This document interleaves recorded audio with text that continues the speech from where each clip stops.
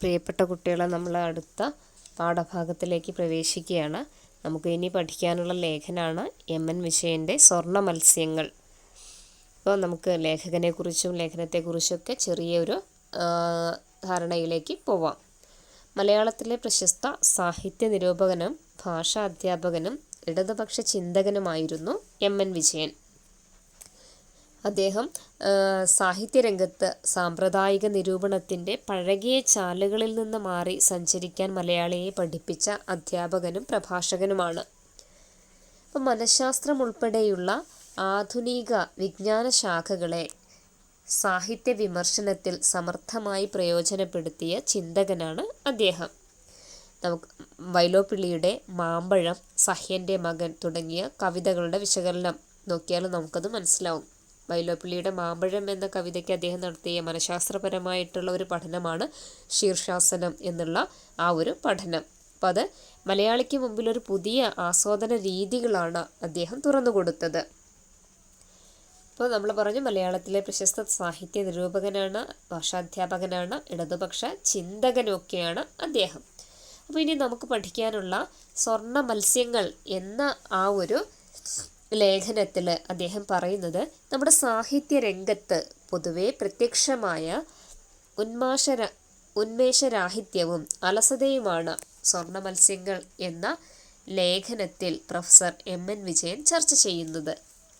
അപ്പം എഴുത്തുകാരൻ ബഹുമതികൾ, സ്ഥാനമാനങ്ങൾ തുടങ്ങിയിട്ടുള്ള പൊൻവലകളിൽ കുടുങ്ങി വീര്യം നഷ്ടപ്പെട്ട് കഴിയുകയാണ്. നിരൂപകരാകട്ടെ ടെക്സ്റ്റ് ബുക്ക് നിരൂപണത്തിൻ്റെ സ്വാധീന വലയത്തിലും. തന്മൂലം ഒരു നിരൂപണ ഗ്രന്ഥം വൈവിധ്യമുള്ള വിഷയങ്ങൾ കൊണ്ട് കൊരുത്ത ഒരു മാല്യമായിരിക്കണം എന്ന നില വരുന്നു. അപ്പോൾ തനിക്കറിയാത്ത കാര്യങ്ങൾ പറയാൻ നിരൂപകൻ നിർബന്ധിതനാവുകയാണ്. വിശാലമായ സാഹിത്യ പരിചയം കൊണ്ടും അഗാധമായ ജീവിതജ്ഞാനം കൊണ്ടും ഉദാരമാകേണ്ട നിരൂപണം നിരൂപകൻ്റെ പരിമിതമായ ദൂരക്കാഴ്ച കൊണ്ട് നിർദ്ദന്തവും നിരുന്മേഷവുമായി തീർന്നതായിട്ടാണ് ലേഖകൻ ഈ ലേഖനത്തിലൂടെ നിരീക്ഷിക്കുന്നത്. അതുപോലെ തന്നെ അദ്ദേഹത്തിൻ്റെ കൃതിയാണ് ചിതയിലെ വെളിച്ചം. ആ ചിതയിലെ വെളിച്ചം എന്ന കൃതിക്ക് 1982 കേരള സാഹിത്യ അക്കാദമി അവാർഡ് ലഭിച്ചിട്ടാണ്. പക്ഷേ ആ പുരസ്കാരം അദ്ദേഹം സ്വീകരിച്ചില്ല എന്നുള്ളതാണ്. അതുപോലെ തന്നെ അദ്ദേഹം 2007 ഒരു പ്രസ് ക്ലബിൽ സംസാരിച്ചു കൊണ്ടിരിക്കെയാണ് അദ്ദേഹത്തിൻ്റെ അന്ത്യം. ആ അവസാനം സംസാരിച്ചു കൊണ്ടിരിക്കെ മരണത്തിന് തൊട്ട് മുൻപ് അദ്ദേഹം പറഞ്ഞ വാക്കുകളുണ്ട്. ആ വാചകം ഇങ്ങനെയാണ്: കേൾക്കണമെങ്കിൽ ഈ ഭാഷ വേണം, കേൾക്കണമെങ്കിൽ ഈ ഭാഷ വേണം. ഇതാണ് പ്രൊഫസർ എം.എൻ. വിജയൻ അവസാനമായി പറഞ്ഞ വാക്കുകളും. അദ്ദേഹത്തിൻ്റെ കൃതികളാണ് മനുഷ്യർ പാർക്കുന്ന ലോകങ്ങൾ, ചിതയിലെ വെളിച്ചം, മരുഭൂമികൾ പൂക്കുമ്പോൾ, പുതിയ വർത്തമാനങ്ങൾ, നൂതന ലോകങ്ങൾ, വർണ്ണങ്ങളുടെ സംഗീതം, കവിതയും മനഃശാസ്ത്രവും, വാക്കും മനസ്സും, ഫാസിസത്തിൻ്റെ മനഃശാസ്ത്രം, ശീർഷാസനം, കാഴ്ചപ്പാട്, അടയുന്ന വാതിൽ, തുറക്കുന്ന വാതിൽ, വാക്കും മനസ്സും, ഫാസിസത്തിൻ്റെ മനഃശാസ്ത്രം, സംസ്കാരവും സ്വാതന്ത്ര്യവും, അടയാളങ്ങൾ, ചുമരിൽ ചിത്രമെഴുതുമ്പോൾ എം.എൻ. വിജയൻ, പ്രഭാഷണങ്ങൾ, കലയിലെ സ്വാതന്ത്ര്യം, കലയും ജീവിതവും, പ്രതിരോധങ്ങൾ, ഭയവും അഭയവും, ഫാസിസം, സിദ്ധാന്തം, പ്രയോഗം, പ്രതിരോധം, പ്രകൃതി പാഠങ്ങൾ, വിയോജിക്കാനുള്ള സ്വാതന്ത്ര്യം, കാലിഡോസ്കോപ്പ്, ഒളിച്ചുകടത്തിയ ആയുധങ്ങൾ, എഴുത്തും പ്രത്യയശാസ്ത്രവും, സ്വാതന്ത്ര്യത്തിൻ്റെ അർത്ഥം, എം.എൻ. വിജയൻ സമ്പൂർണ്ണ കൃതികൾ തുടങ്ങിയവയാണ് അദ്ദേഹത്തിൻ്റെ കൃതികൾ. ഇനി നമുക്ക് ആ ഒരു ലേഖനത്തിലേക്ക് വരാം. ആ ലേഖനത്തിൽ എന്താണ് ചർച്ച ചെയ്യപ്പെടുന്നത് എന്നുള്ളതാണ്. നമ്മൾ പറഞ്ഞു, എന്താണ് സാഹിത്യരംഗത്തും പൊതുവെ നിരൂപണ രംഗത്തും പ്രത്യക്ഷമായ അലസതയെയും ഉന്മേഷരാഹിത്യത്തെയും വിമർശിക്കുന്ന ലേഖനമാണ് സ്വർണ്ണ മത്സ്യങ്ങൾ. അപ്പോൾ ആ സ്വർണ്ണ മത്സ്യങ്ങൾ എന്നുള്ള ലേഖനത്തിൽ അദ്ദേഹം തുടങ്ങുമ്പോൾ തന്നെ എന്താണ്, നമ്മുടെ നിരൂപണ രംഗം അനുദിനം അശക്തവും നിരുത്സാഹവും ആയിക്കൊണ്ടുവരികയാണ് എന്നതിന് യാതൊരു സംശയവുമില്ല എന്ന് പറഞ്ഞുകൊണ്ടാണ് ആ ലേഖനം തുടങ്ങുന്നത്. അപ്പോൾ മറ്റ് ജീവിത രംഗങ്ങളിൽ ചില വലിയ വികാസങ്ങളൊക്കെ ഉണ്ടാവുന്നുണ്ട്. പക്ഷെ സാഹിത്യത്തിൽ മാത്രം ഈ സങ്കോചം വന്നുകൂടാത്തതാണ്. അപ്പോൾ 2 ദശകത്തിന് മുമ്പ് എല്ലാ ലോക പ്രശ്നങ്ങളെക്കുറിച്ചും ചർച്ച ചെയ്ത് തീരുമാനങ്ങൾ എടുത്തിരുന്നവയാരായിരുന്നു? കേരളീയ നിരൂപകരെ. അപ്പോൾ അവർക്ക് വഴങ്ങാത്ത ഒരു ശാസ്ത്രവും അവരുടെ താക്കോൽ തുറക്കാത്ത ഒരു പ്രഹേളികയും ഉണ്ടായിരുന്നില്ല. അപ്പോൾ നമ്മുടെ മാനസിക ജീവിതത്തിലെ ഏറ്റവും സജീവമായ പ്രശ്നം സാഹിത്യ നിരൂപണമാണ് എന്ന് വരുത്തി തീർക്കുവാൻ അവർക്ക് കഴിഞ്ഞു. ആ തലമുറ വാസ്തവത്തിൽ മറഞ്ഞു പോയിട്ടില്ല. കേസരി, അതേപോലെ MP പോള്, അവരൊഴികെ മറ്റെല്ലാ മഹാരഥന്മാരും നമ്മുടെ ഇടയിലുണ്ട്. അപ്പോൾ അവരെല്ലാം ഇന്ന് ജീവിച്ചിരുന്നുവെങ്കിൽ നിരൂപണത്തിൽ അവർ ജീവിക്കുന്നില്ല തന്നെ. പക്ഷെ അവരൊക്കെ ജീവിച്ചിരിക്കുന്നുവെങ്കിലും നിരൂപണത്തിൽ അവർ ജീവിക്കുന്നില്ല എന്നാണ് ലേഖകൻ പറയുന്നത്. അപ്പം മുൻ തലമുറ പാടെ നിരാകൃതമാകുകയും സുശിക്ഷിതമായ യുവനിരൂപക പ്രതിഭ പ്രതിഷ്ഠിക്കപ്പെടുകയും ചെയ്തിരുന്നുവെങ്കിൽ ഈ മാറ്റത്തിൽ അസ്വാഭാവികമായ ഒന്നും ഉണ്ടാകുമായിരുന്നില്ല. ഇങ്ങനെ തലമുറകളുടെ ഘർത്തം എന്നിതിന് നാമകരണം ചെയ്ത് സമാധാനിക്കുകയും ചെയ്യാമായിരുന്നു. ഇവിടെ ശിശിരം പോയെന്ന് മാത്രമല്ല, പുതിയ പുഷ്പകാലം ആരംഭിക്കുകയും ഉണ്ടായിട്ടില്ല. അപ്പോൾ ആ ഒരു വാചകം ശ്രദ്ധിക്കണം. ഇവിടെ ശിശിരം പോയില്ലെന്ന് മാത്രമല്ല, പുതിയ പുഷ്പകാലം ആരംഭിക്കുകയും ഉണ്ടായിട്ടില്ല എന്നുള്ളതാണ്.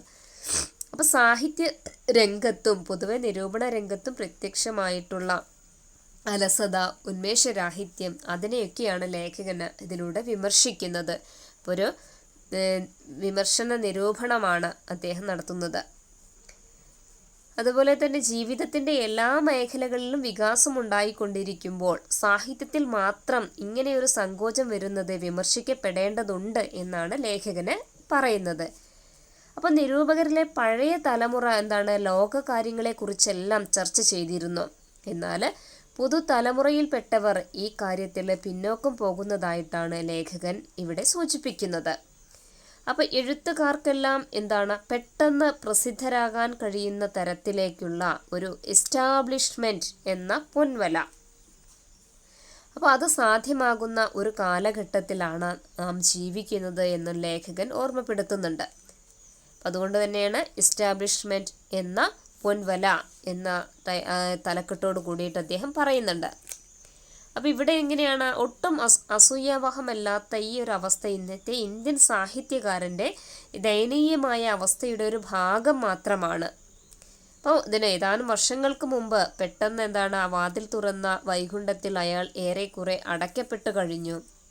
ഇതൊരു ആസൂത്രിതമായ വഞ്ചനയാണ് എന്നല്ല, പക്ഷേ പ്രശസ്തരായ പ്രതിഭാശാലികളെയെല്ലാം നിരായുധരാക്കത്തക്ക വികാസമാണ് നമ്മുടെ സാംസ്കാരിക സ്ഥാപനങ്ങൾക്ക് ഉണ്ടായത്. അപ്പോൾ സ്പർശിനികളെ സങ്കോചിപ്പിച്ച് മൃദുതുല്യമായ സുഖനിദ്രയിൽ മുഴുകുവാൻ അവർക്ക് അവസരം ലഭിച്ചു. അപ്പം നമ്മുടെ കവികൾ എന്നും ജീവിതയാതനകൾ അനുഭവിച്ചു കൊണ്ടിരിക്കണം എന്ന ക്രൂരത ഞാൻ ഉദ്ദേശിച്ചിട്ടില്ല. പക്ഷേ ഈ വേദനയുടെ നിമിഷങ്ങളിലെ അവർ കവികളായി തീരുന്നുള്ളൂ. പിന്നീടവർ സാമാന്യ ജീവിതധാരയിൽ ലയിച്ച് ശ്രദ്ധേയരായി അല്ലാതായി തീരുന്നു. അപ്പോൾ ഇവിടെ എസ്റ്റാബ്ലിഷ്മെൻറ്റ് എന്ന ആ ഒരു പൊൻവല, അപ്പോൾ അങ്ങനെ അത് സാധ്യമാകുന്ന കാലഘട്ടത്തിൽ പഴയ തലമുറയിൽപ്പെട്ട എഴുത്തുകാർക്ക് ഈ സൗകര്യം ഉണ്ടായിരുന്നില്ല. അവരനുഭവിച്ച ജീവിതയാതനകളൊന്നും പുതിയ കാലത്തെ എഴുത്തുകാർക്ക് അനുഭവിക്കേണ്ടി വരുന്നില്ല. ഇപ്പം നിരവധി സമിതികൾ, സഹായങ്ങളും അക്കാദമികളും മീഡിയകളും അടക്കം പുതിയ കാലത്തെ എഴുത്തുകാരെ വലിയ വലയിലാക്കുന്നുണ്ട്. അങ്ങനെ എഴുത്തുകാരനെ വിലയ്ക്ക് വാങ്ങാൻ പാകത്തിൽ പുതിയ വ്യവസായങ്ങളും രൂപപ്പെട്ടു വരുന്നു എന്നുകൂടിയാണ് ലേഖകന് ഇവിടെ ഓർമ്മപ്പെടുത്തുന്നത്. അപ്പോൾ ഒരു കവി സാമാന്യ മനുഷ്യനായി തീരുവാൻ ഇന്ന് വേണ്ടി വരുന്ന സമയം മുമ്പുണ്ടായിരുന്നതിനേക്കാൾ എത്രയോ കുറഞ്ഞു പോയിട്ടുണ്ട് എന്നുള്ളതാണ്. അപ്പം അതിന് ഏറ്റവും വലിയ കാരണമായിട്ട് പറയുന്നത് എസ്റ്റാബ്ലിഷ്മെൻറ്റ് എന്ന ആ ഒരു ഘടകം തന്നെയാണ്. അപ്പോൾ ഇവിടെ ബഷീറിനോ തകഴിക്കോ ദേവിനോ ലഭിച്ചിട്ടില്ലാത്ത ക്ഷിപ്രഭാഗ്യം, ക്ഷിപ്രം എന്ന് പറഞ്ഞാൽ പെട്ടെന്നുണ്ടാകുന്ന ഭാഗ്യം ഇന്ന് ഏത് യുവ സാഹിത്യകാരനും ലഭിക്കുന്നുണ്ട് എന്നാണ്. അപ്പം അതിന് വ്യാപകമായിട്ട് വിരിച്ചിട്ടിരിക്കുന്ന ഒരു സുവർണ വലയത്തിലാണ് അവർ ചെന്ന് വീഴുന്നതും. അപ്പോൾ കലാശാല, സ്ഥാനമാനങ്ങൾ, സഹായധനങ്ങൾ, അക്കാദമികൾ, റേഡിയോ നിലയങ്ങൾ, പത്രസ്ഥാപനങ്ങൾ ഇവയിൽ ഏതെങ്കിലും ഒന്നിൽ ബന്ധനസ്ഥനാകുവാനുള്ള സൗഭാഗ്യവും സ്വാതന്ത്ര്യവും ആ യുവ സാഹിത്യകാരനുണ്ട്. അഥവാ ഇവയിലും പാരതന്ത്ര്യം മണക്കുന്ന ജീവൻ മുക്തന്മാർക്ക് വ്യവസായ സ്ഥാപനങ്ങൾ ഒരുക്കിയിട്ടുള്ള സാംസ്കാരിക സത്രങ്ങളിൽ ഉണ്ടുറങ്ങുവാനോ കുട്ടിക്കളപ്പുരയിൽ വെയിലേൽക്കാതിരുന്ന മണ്ണപ്പം ചുട്ടു കളിക്കുവാനോ കഴിയും. എല്ലാ വിപ്ലവാവേശങ്ങളും അതിവേഗം വിലയ്ക്ക് വാങ്ങുവാൻ ഈ സമുദായത്തിന് സാധ്യമാണെന്ന് വന്നിരിക്കുന്നു. അപ്പോൾ ആരെയും വിലയ്ക്ക് വാങ്ങാൻ കഴിയുന്ന പാകത്തിലേക്ക് ഇന്ന് വ്യവസായങ്ങൾ രൂപപ്പെട്ടിരിക്കുന്നു എന്ന് കൂടിയാണ് ഇവിടെ ലേഖകന് ഓർമ്മിപ്പിക്കുന്നത്. അതുപോലെ രാഷ്ട്രീയ വധങ്ങൾ നടക്കാത്ത ദിവസങ്ങളിൽ ദിഗംബര കവിതയെക്കുറിച്ചിട്ടുള്ളൊരു ഫീച്ചർ വേണ്ടത്ര ഉദ്യോഗജനകമാകും. പുതിയ വ്യവസായ സമുദായത്തിൽ മർദ്ദകമായ ആകർഷണത്തിൽ ഒതുങ്ങാത്തതും ആയ അദമ്യ പ്രതിഭകൾക്ക് മാത്രമേ സാഹിത്യത്തെ ഏറെ നേരം സചേതനമാക്കി നിലനിർത്തുവാൻ കഴിയൂ എന്നുകൂടി ലേഖകന് ഓർമ്മിപ്പിക്കുകയാണ്. പിന്നെ അതിലേക്ക് വരുന്നത് പ്രധാനമായിട്ടും പറയുന്നത് ഇത്രയേ ഉള്ളൂ. ഈ എസ്റ്റാബ്ലിഷ്മെൻ്റ് എന്നതൊരു പൊൻവലയാണ്. ആ പൊൻവലയ്ക്കകത്തേക്ക് എഴുത്തുകാരെ സ്വാധീനിക്കാനുള്ള ഒരുപാട് മാധ്യമങ്ങൾ, ഒരുപാട് വഴികൾ അതിനുള്ളിലേക്ക് ഉണ്ട് എന്നും അതിനകത്ത് അകപ്പെട്ടു പോയ യുവ സാഹിത്യകാരന്മാരെ കുറിച്ചും അദ്ദേഹം പറയുകയാണ്. വിലയ്ക്ക് വാങ്ങുകയാണ്.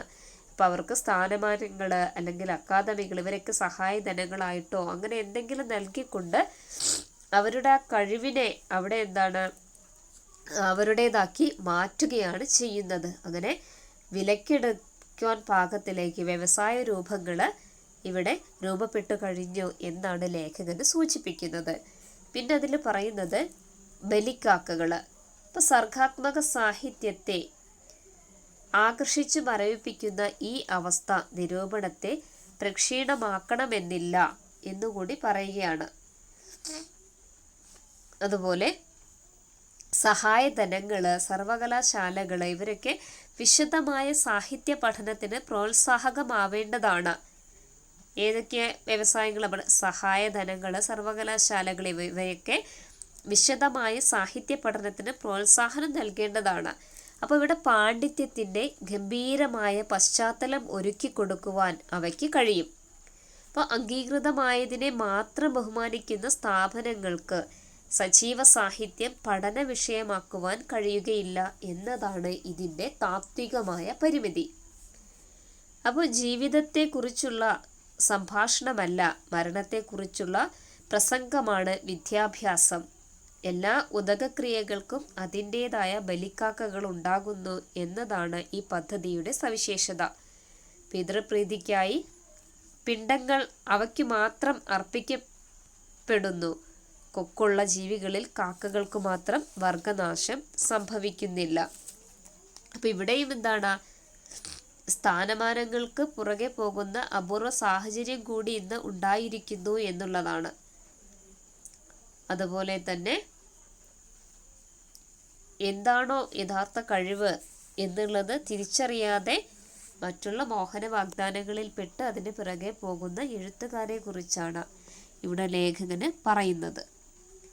പിന്നീട് അതിലേക്ക് വരുന്നത് നിഗൂഢമായ അങ്കനങ്ങൾ. ഇവിടെ ഔദ്യോഗികവും അനൗദ്യോഗികവുമായ സമ്മാനങ്ങൾ, ബഹുമതികളൊക്കെ സാഹിത്യ നിർമ്മാണത്തെയും നിരൂപണത്തെയും ഇന്ന് അഗാധമായി സ്വാധീനിക്കുന്ന ആധുനിക ഒരു വസ്തുത. ഒരർത്ഥത്തിൽ സമ്മാനം വളരെ പഴയ ഒരു ഏർപ്പാട് തന്നെയാണ്. പക്ഷെ അത് പട്ടായും വളയായും പണമായും മുൻപും നൽകപ്പെട്ടു പോന്നിട്ടുണ്ട്. പക്ഷെ രാജകീയമായ ബഹുമതി പട്ടങ്ങളും ഇവിടെ വളരെ പഴക്കം ചെന്ന ഒരു ഏർപ്പാട് തന്നെയാണ്.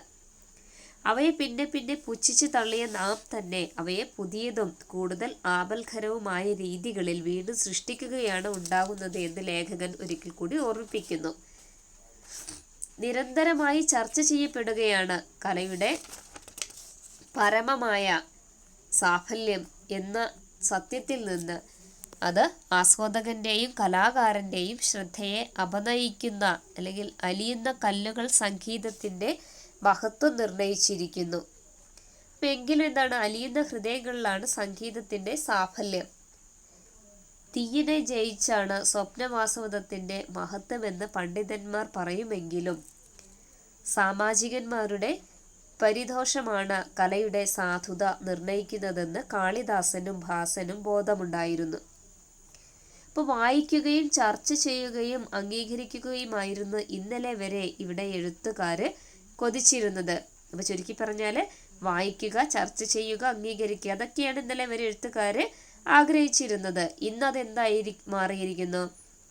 അത് സമ്മാനത്തിന് വേണ്ടിയായി, അല്ലേ? സമ്മാനിതനാകുക എന്നതായി മിക്കവാറും മാറിക്കഴിഞ്ഞിരിക്കുന്നു. സമ്മാനങ്ങൾക്കും സ്ഥാനമാനങ്ങൾക്കും വേണ്ടി മാത്രം.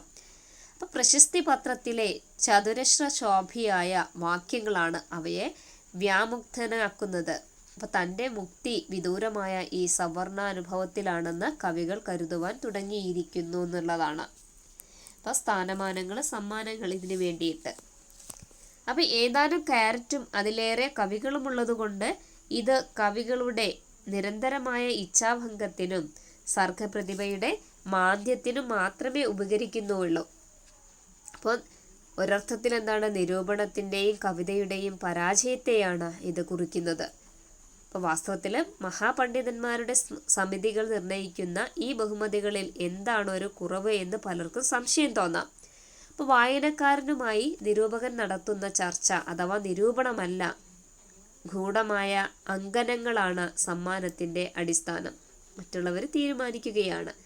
അപ്പോൾ ഈ ഗൂഢാത്മകത സമ്മാനത്തെ നിന്ദ്യമാക്കേണ്ടതിന് പകരം പവിത്രവും അത്ഭുതകരവുമാക്കി തീർക്കുകയാണ് ചെയ്യുന്നത്. അത്തരത്തിലുള്ള സമ്മാനങ്ങളെയൊക്കെ ഒഴിവാക്കുന്നതിന് പകരം ഇത് അത്ഭുതകരമായി തീർക്കുന്നു എന്നുള്ളതാണ്. അപ്പോൾ ഒരു എഴുത്തുകാരനോ പ്രസാധകനോ തൃപ്തിപ്പെടുത്തേണ്ടത് വായനക്കാരനെയല്ല. അപ്പോൾ എഴുത്തുകാരനോ പ്രസാധകനോ തൃപ്തിപ്പെടുത്തേണ്ടത് വായനക്കാരനെയല്ല, സമ്മാന സമിതിയെയാണ് എന്ന ഒരു അവസ്ഥ ഇതുമൂലം ഉണ്ടാകുകയാണ്. അപ്പോൾ സാധാരണ എഴുത്തുകാരൻ ആരെയാണ് പ്രീതിപ്പെടുത്തേണ്ടത്? വായനക്കാരനെയാണ്. പക്ഷെ ഇവിടേക്ക് വരുമ്പോൾ വായനക്കാരനെയല്ല, പകരം സമ്മാന സമിതിയെയാണ് പ്രീതിപ്പെടുത്തേണ്ടത് എന്ന ഒരവസ്ഥ ഉണ്ടാകുന്നു. നമ്മുടെ പുസ്തകരചനയെയും പ്രസാധനത്തെയും 10-20 വർഷം കൊണ്ട് തന്നെ ഈ സമ്മാന ശൃംഖല അഗാധമായി സ്വാധീനിച്ചിട്ടുണ്ട്. അപ്പം സമ്മാനങ്ങൾക്കായി പുസ്തകങ്ങൾ എഴുതപ്പെടുകയും പുനഃപ്രസാധനം ചെയ്യപ്പെടുകയും പതിവായിരിക്കുന്നു. ലോകനീതി നാം അറിയും വിധമൊക്കെ ഇരിക്കെ കമ്മിറ്റിയുടെ അഭിപ്രായത്തെയും പിന്നെ ഘടനയെ തന്നെയും സ്വാധീനിക്കുക എന്നതായിരുന്നു ബഹുമതിയുടെ തന്ത്രം. അപ്പോൾ ഒരു എഴുത്തുകാരന് എഴുതുന്നത് ഏതോ ഒരു പ്രസാധകന് വേണ്ടി, അതും എന്തിനാണ്? സ്ഥാനങ്ങൾക്ക് അല്ലെങ്കിൽ സമ്മാനങ്ങൾക്ക്, ബഹുമതിക്ക്, അതിന് വേണ്ടിയിട്ട് മാറി. പകരം വായനക്കാരനെയോ താല്പര്യങ്ങളെ ഒന്നും നോക്കാത്ത ഒരു രീതിയിലേക്ക് മാറിയിരിക്കുന്നു എന്ന് കൂടിയാണ് ലേഖകന് ഇവിടെ പറയുന്നത്.